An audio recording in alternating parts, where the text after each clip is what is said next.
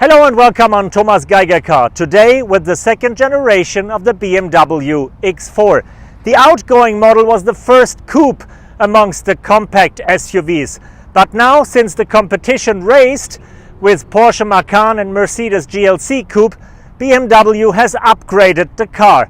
If you want to know what to expect from that second generation that will be on the market later in July, stay tuned and I'll tell you more about it.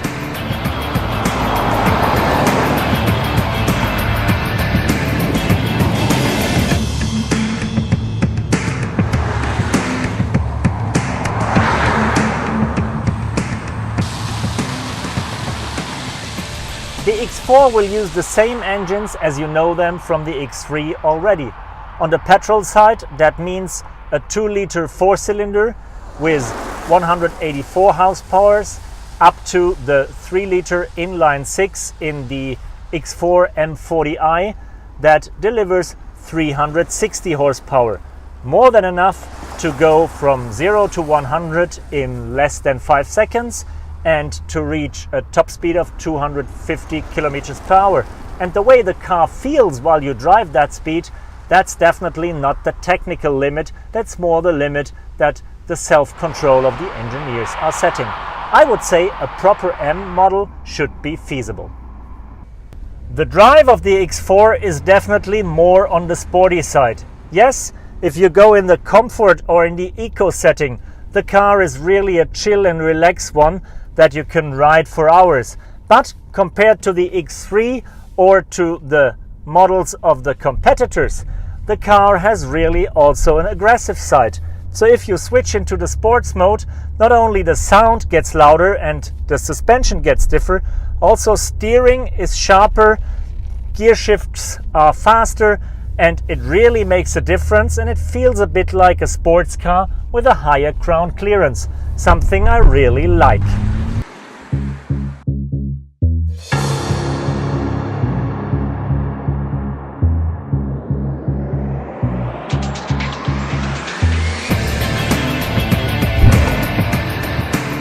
The silhouette of the X4 has stayed pretty much the same. It is an SUV coupe with 4 doors and a fast roofline. But if you take a look at the details, the car has changed quite dramatically. The front is more aggressive, bolder than ever. The length and the width grew for about that size, so the car is more sporty, more muscular from the outside and more roomy from the inside. And the back is a bit more round, a bit more elegant than before, looking more organic. So if you see that car in your back view mirror, or if you follow it, you definitely will recognize this is the second generation of the X4. Another area with a big improvement is the look and feel and the infotainment system of the X4. The outgoing model was a bit outdated. Old nav system, analog instruments, and to be honest, not the most precious material. Somehow not really worth the price. With the second generation, BMW has caught up with Audi, Mercedes and Porsche again. So everything you can touch feels really good. It's nicely crafted. I have wonderful metal here. I have sensor buttons there. And I have a real modern infotainment system. Not only the key is a cool gadget. I do have a big touchscreen with gesture control if I want to.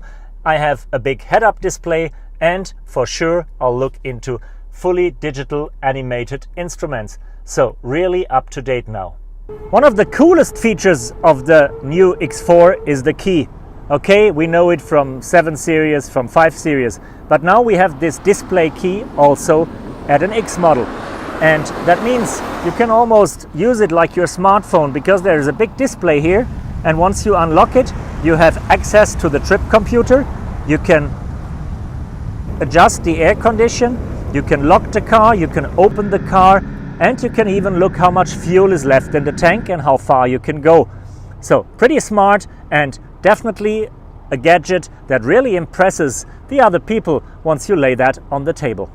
Since the X4 got a bit longer and got also an increased wheelbase, comfort on the back seat is improved compared to the outgoing model.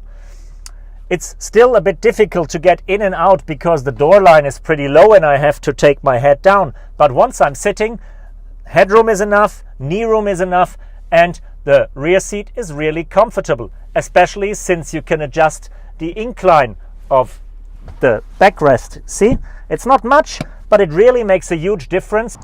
Thank you for joining me on that first test drive with the new BMW X4, a car that stayed true to itself because it got improved in many details. It drives better, it has more powerful and more economic engines, it's got a refined interior, more space, and a modern infotainment system. But it didn't change its character. It's still the sporty, elegant brother of the X3. So if you love the old one, you will like the new one, and the other way around. And that's definitely not a car that makes you change your mind. If you drove an Audi, a Mercedes, or a Porsche, you will stick with your brand. But nevertheless, this car was a success, and it will be a success. Thank you, tschüsschen, and bye-bye.